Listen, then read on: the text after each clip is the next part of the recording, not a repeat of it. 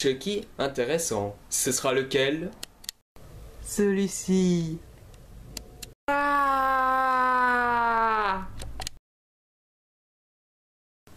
Pourquoi je dois parler de ce film? Pourquoi j'ai acheté ce film? Mais pourquoi dois parler vu ce film?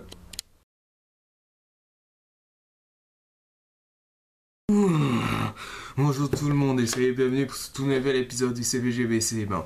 Aujourd'hui on va revenir sur une licence que vous connaissez sûrement, enfin pour les cinéphiles de l'horreur surtout, le personnage de Chucky. Le personnage de Chucky, je crois que vous connaissez tous, c'est cette poupée possédée par un tueur qui s'appelle Charles Lee Ray, qui veut retrouver son corps sur un personnage qu'on connaît tous, c'est Andy Barclay, dans ce personnage, on peut la voir dans les 3 premiers opus de la saga des jeux d'enfants, à savoir en mettant en scène le personnage de Chucky. Et ensuite, il a pris un sacré coup, il nous a donné quand même un coup à la gueule grâce à la fiancée de Chucky, qui est pour moi l'un de mes préférés, dont le premier est en test de liste. Et enfin, il y a eu le vilain petit canard. Je veux bien sûr parler de celui-là. Le fils de Chucky, sorti en 2004 et réalisé par Don Mancini. Pour ceux qui ne connaissent pas le bonhomme, c'est le créateur, mais aussi le scénariste de tous les opus de la saga Chucky. Et rappelons quand même qu'il est le réalisateur et il n'a réalisé que ce film. Son deuxième film sera La Malédiction de Chucky ou Curse of Chucky, qui sortira en 2013 sous forme d'un direct vidéo, qui en fait reprend des événements entre le 3e volet et le 4e volet. En gros, il est considéré comme la vraie suite, de Chucky 3. Puis enfin, le remake de Chucky sera en 2014, dont le réalisateur on ne sait pas c'est qui, mais on sait que Brad Dourif tient toujours le rôle de Chucky. Tant que c'est le rôle qu'il a fait connaître, il continuera. Au moins, tant qu'il continue son rôle, moi ça me va. The Chucky, de quoi ça parle? On trouve Glenn ou Glenda, qui en plus c'est le titre d'un film de Ed Wood en plus, qui découvre que ses parents sont connus et qu'il y aura un film sur eux. Bien sûr, il arrive à s'échapper puisqu'il était prisonnier d'un ventriologue, chose comme ça, et il arrive jusque vers le Hollywood, où il va réveiller ses parents. Mais bien sûr, il va vite découvrir que ses parents sont en fait des tueurs à gages, ce qui ne m'étonne pas bien sûr. Et bien sûr, ils vont essayer eux aussi de utiliser des corps pour pouvoir sortir de leur peau de poupée. Mais bien sûr, les choses ne se comporteront pas comme prévu. Glenda elle refuse totalement d'être un tueur comme Chucky le veut, et quant à Tiffany, qui c'est sa fiancée, elle veut arrêter de tuer et aussi être dans la peau de Jennifer Tilly. Voilà, c'est à peu près ça l'histoire, mais déjà, même si c'est classique, il faudra pas trop faire attention en fait. Commençons. La première réalisation de Don Mancini, c'est son tout premier film. Il est plus que mauvais, plus que catastrophique, il n'y a pas vraiment autre chose quoi. Ou diapocalyptique, je sais pas, mais bref, ça ne pète pas des briques. Bon, au moins je peux quand même pardonner ça en disant que c'est son tout premier film, donc c'est mauvais mais c'est pardonnable. Visuel, les effets visuels sont... Je sais pas pourquoi, mais ils ont changé le nom. Attends, je cite. Celui qui est pour les effets spéciaux, c'est Tony Gardner. Tony Gardner. Mais pourquoi ils n'ont pas gardé Kevin Wagner, celui qui a fait les effets spéciaux pour la fiancée de Chucky? Je comprends pas. Et quand je vois les effets, déjà ok, les effets spéciaux dans la fiancée de Chucky, bon, il n'y en avait pas beaucoup, mais au moins ça restait correct. Mais ici, dans le fils de Chucky, mais c'est abominable. Les effets spéciaux sont moches. ça donne même pas envie de regarder. On dirait des effets spéciaux de direct aux vidéos, voilà ce qu'il faut dire. Et même, enfin, quant aux poupées, ben, leur animation reste le même, mais c'est moins bon que les précédents. Disons quand même un petit mot sur les acteurs, parce que je l'ai pas dit. Dans le casting, on pouvait trouver Brad Dourif qui tient toujours le rôle de Chucky, et c'est sûrement le seul qui s'en tire le mieux, je crois. Et il y a Jennifer Tilly qui joue le rôle de Tiffany, mais qui joue aussi la Tiffany humaine dans La fiancée de Chucky. Et aussi dans ce film, juste pour le plaisir, elle joue son propre rôle, mais je vous jure que elle joue mieux Tiffany que elle-même, parce que toujours quand elle joue elle-même, franchement je sais pas trop qu'est-ce qu'elle a pris, franchement. Je suis pas un grand fan de Jennifer Tilly, mais quand même, voilà. Et quant à Billy Boyd qui joue Glenn Glenda, il joue correctement, mais on voit que ça le fait quand même un peu chier d'être là.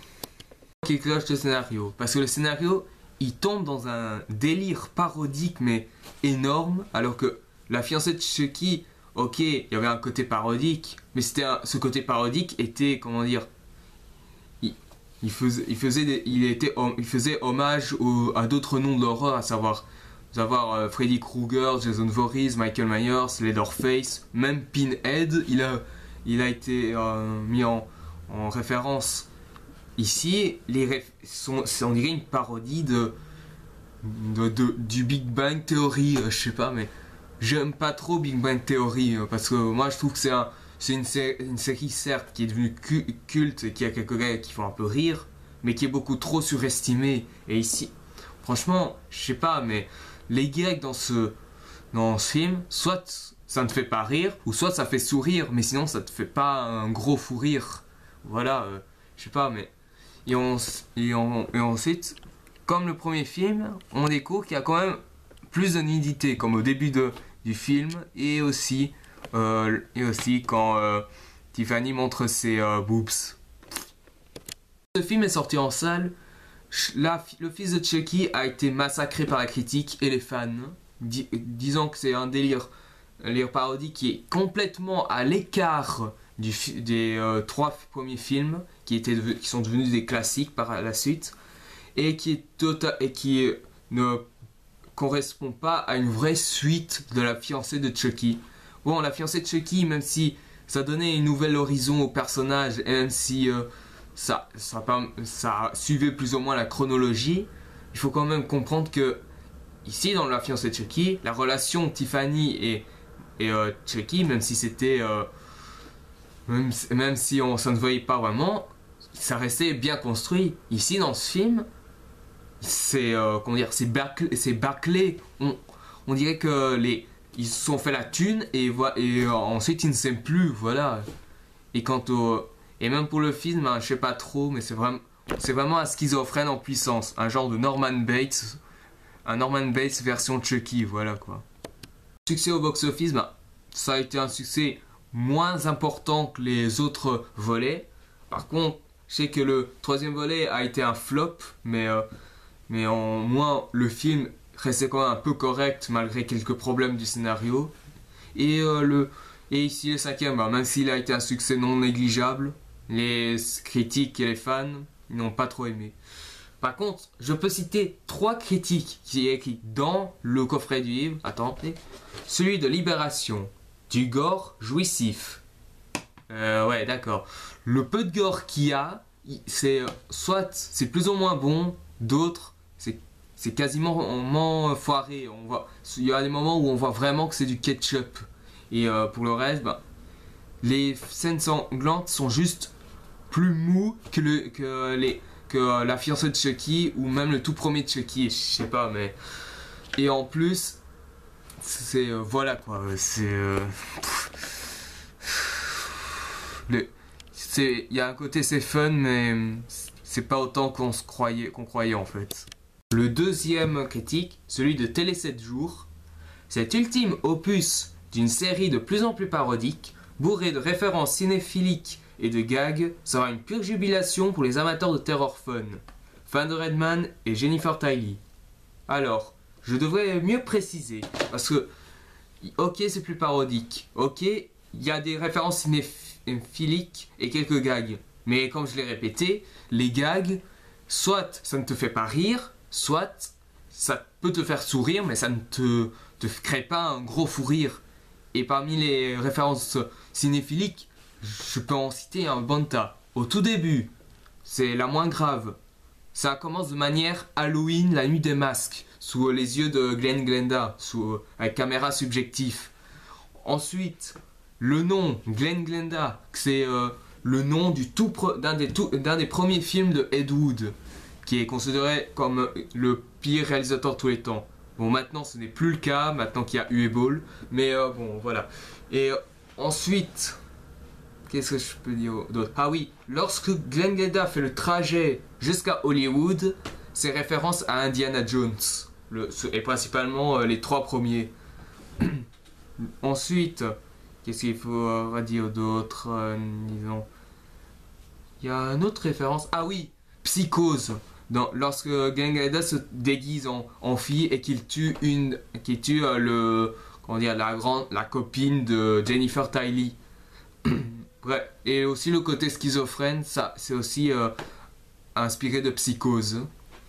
Et ensuite, à la fin, qu'est-ce qu'il faut? Et la fin, tout ce que je peux dire, c'est que c'est une référence aux vieux classiques de l'horreur comme Freddy Krueger ou même le Freddy Krueger qui donne un cliffhanger assez énorme. Mais sinon voilà, c'est trop beau être cinéphilique. Et par contre, pour Redman et Jennifer Tilly, Redman il joue. C'est moyen pour moi, il y a des moments où il joue bien, d'autres un peu moins, mais bon. Et quant à Jennifer Tilly, à part Tiffany où elle joue superbement, par contre, quand elle joue elle-même, c'est catastrophique. Je dis bien comment on peut être pas convaincant dans son propre rôle quand on joue nous et eux-mêmes. Comment on peut ne pas être convaincant en jouant nous-mêmes? C'est con, je suis désolé. Critique, c'est ah mais voilà un film d'horreur qui fleure le second degré. Encore plus givré que La fiancée de Chucky, ce nouvel avatar accumule les scènes d'anthologie. Et c'est de la Libre Belgique. Bon, je vais vous dire tout de suite, ok, ce film, on peut le voir au second degré, enfin, si on n'est pas trop regardant. Ok, c'est givré, mais c'est plus givré que La fiancée de Chucky, mais c'est givré dans le mauvais sens. Et quant aux scènes d'anthologie, je suis désolé, mais les scènes d'anthologie, ils sont trop vagues. Je suis désolé, ils sont trop simples. Il y a Tiffany, elle n'arrête pas de répéter il dit, quand ça, une fois ça va, mais 2 fois, bonjour les dégâts. Bon ok, ça je peux pas trop le négliger. Par contre, quand elle le répète je sais pas combien de fois à propos de sa mère, ça commence à devenir lourd. Et même Chucky dit lui-même qu'on s'en tape sa mère, donc voilà. Et quand Chucky il a fait un truc, c'est que le fait de tuer, c'est pas une dépendance, mais c'est un choix. Depuis quand on choisit d'être un tueur? Non, on ne choisit pas d'être un tueur. On le devient.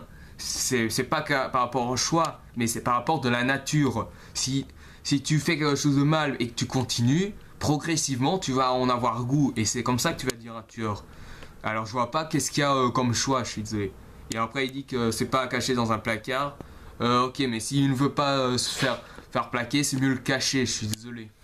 Les critiques qui ont écrit ça dans le coffret, ça devait être des rigolos, je crois, parce que ok, ils disent leur avis, mais c'est quand même des rigolos, parce que je sais pas, mais quand on voit le film, voilà quoi. Je suis désolé.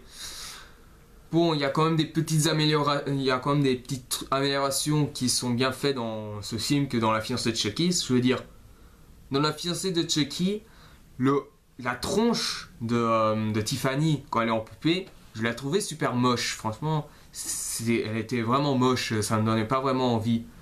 Par contre, dans Le fils de Chucky, la tronche de Tiffany ressemble vraiment à une poupée. Et pour dire mieux, elle s'est fait une manucure. Oh, c'est mignon, une manucure. Et en plus, elle montre même ses boobs. Ça me faisait quand même un peu triste lorsqu'elle meurt à la fin. Et ouais, c'est souvent les meilleurs personnages qui partent les premiers. Quand Tiffany, elle refuse de tuer, franchement, c'est vraiment un truc que je comprends pas, parce que Tiffany, elle est quand même barge, beaucoup plus barge que son grand copain, que c'est Charlie Ray, alias Chucky. Donc c'est quand même un peu normal qu'elle fait presque tuer. Mais par contre, je suis désolé, mais quand je vois, comment dire, je suis désolé, mais dans ce film, elle ose dire qu'elle veut arrêter de tuer juste parce qu'il y a son frangin qui, enfin je veux dire pas frangin, mais juste parce que son gosse, juste pour son gosse. Bon, ok, ils ont un gosse, ils doivent donner le bon exemple. Mais le problème, c'est que ce sont des psychopathes. Les deux sont psychopathes et ils ont tué je sais pas combien de personnes et que ça a fait à des enquêtes qui ne sont jamais résolues. Quant à Chucky, ben lui, il est toujours fidèle à lui-même. Il se la pète, il n'en a rien à foutre de changer. Il veut toujours rester le même. Donc voilà. Par contre, je dois quand même dire une petite parenthèse sur le fils de Chucky. Le fils de Chucky, en fait, c'est très simple. Tu as le petit mouton qui combat son père violent en mode kung-fu. Pourquoi Peut-être parce que le fait qu'il a été fait au Japon, je sais pas. Et oh, c'est pas parce que la poupée est faite au Japon qu'ils sont directement japonais. Je suis désolé, c'est censé être c'est censé être un gamin de 7 ans, de plusieurs années déjà. Quand on le voit, on dirait un gamin de 7-10 ans, enfin, environ. Et il a un cerveau d'un gamin de 5 ans, je sais pas, mais... Bon, ok, je peux comprendre que... C'est expliqué, ils disent que la croissance vaudou est accélérée, mais quand même, là, c'est quand même un peu exagéré. Moi, j'ai plus aimé le fils de Chucky à la toute fin de la fiancée de Chucky que dans ce film où celui-là, il fait preuve d'un mouton. Je suis désolé, mais avec un film qui s'appelle Le Fils de Chucky, je sais pas, mais rien que là, on se dit, ok, il tient un panneau en sang, on va se dire, bon, il va être quelque chose de violent. Il va tuer des gens, ça va être super. Enfin, il va tuer des gens, oui. Au tout début du film, ça veut dire pendant son rêve, et aussi une gamine qui est, et aussi la gamine qui est la grande amie de Jennifer Tilly, et c'est tout. Il ne tue personne après. C'est quoi ça? Le fils de Chucky, tu mets le fils de Chucky pour le titre, ça veut dire que ça va être consacré pour lui, et tu ne lui donnes rien. C'est juste un mouton qui n'a pas envie d'être un tueur. C'est quand même incroyable, hein. Il tue dans son rêve, il tue une fille dans la maison de Jennifer Tilly, et il tue sans faire exprès un des photographes qui est supporter de Jennifer Tilly. Et lui, il ose dire cette phrase. Une chose que je veux pas être, c'est être un tueur. Je suis pour rien, ça m'a échappé. Mais c'est pitoyable, franchement. C'est quoi ce raisonnement à la con? T'es le fils de 2 psychopathes. T'es censé tuer des gens, je suis désolé. Bon, ok, c'est que le fait que tu sois là, ça permet à tes parents d'être moins violents. Mais ce sont des psychopathes. Pourquoi tu dis des trucs pareils? C'est con. Aussi un petit faux raccord dans ce film. Je veux dire, j'ai parlé que Glenn Glenda a tué sans faire exprès le photographe qui n'arrêtait pas de stalker le Jennifer Tilly. Et bien sûr, il reçoit tout un flacon d'acide sulfurique dans sa gueule. Toute sa tête est trempée. Et c'est passé aussi sur son corps. Et pourtant, je dis bien pourtant, je dis bien seule sa face gauche est brûlée. Quant au reste, il ne l'est pas. Je sais pas qu'est-ce qu'il a voulu faire Don Mancini, mais je pense que peut-être qu'il faisait un petit hommage au personnage de Double Face, mais là, franchement, je suis désolé. Quand tu as toute l'acide sulfurique sur ta gueule, toute ta gueule fond, pas une partie. Je suis désolé. Et un autre faux raccord que je devrais préciser, parce que je sais pas vous, mais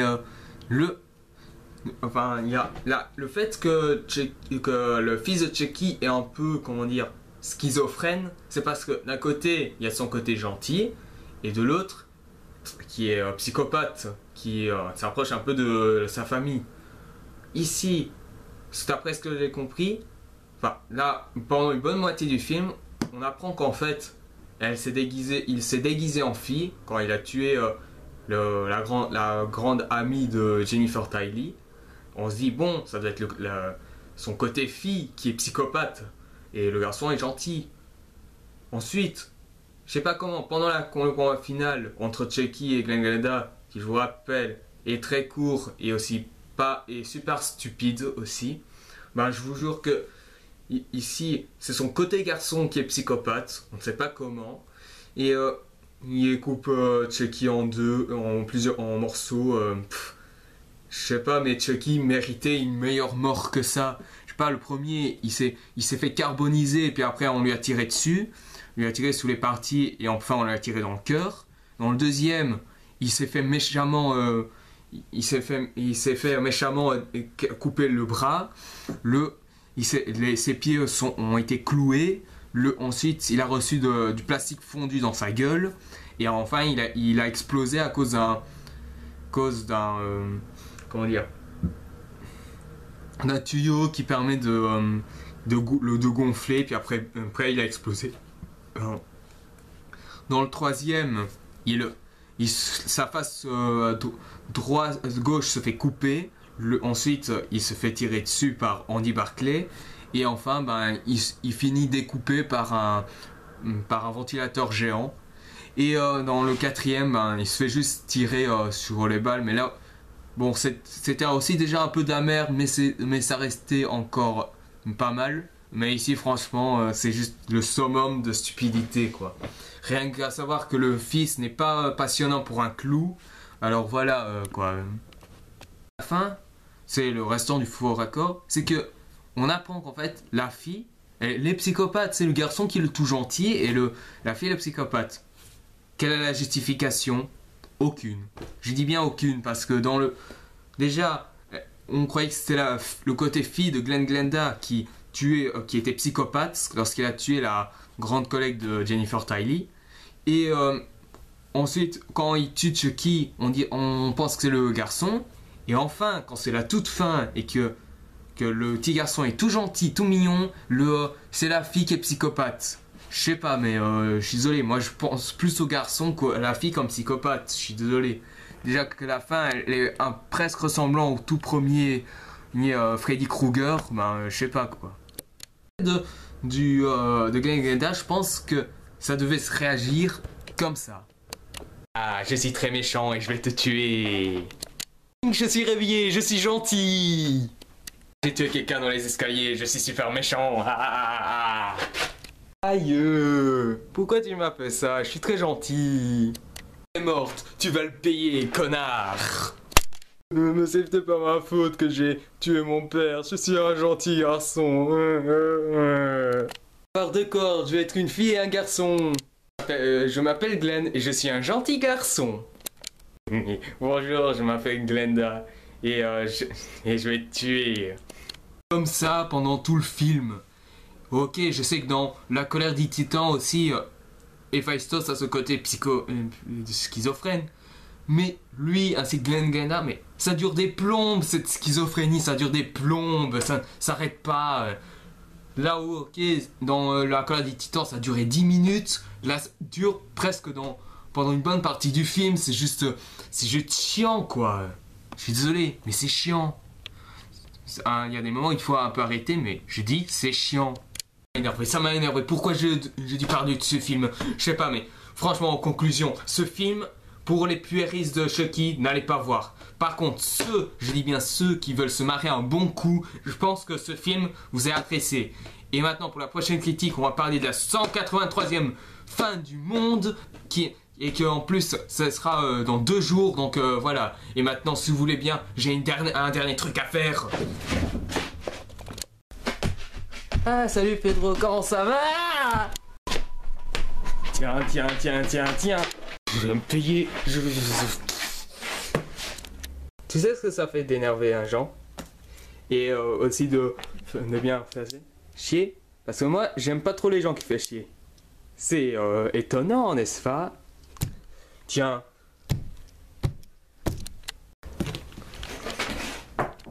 Toi, Buriken, ne me fais pas chier. Et quant à toi, Tigrenet, t'as pas intérêt à me mater. Écoute, je sais que ça t'a énervé, mais je t'explique. Ben, tu vas expliquer ça avec ma tronçonneuse dans la cave.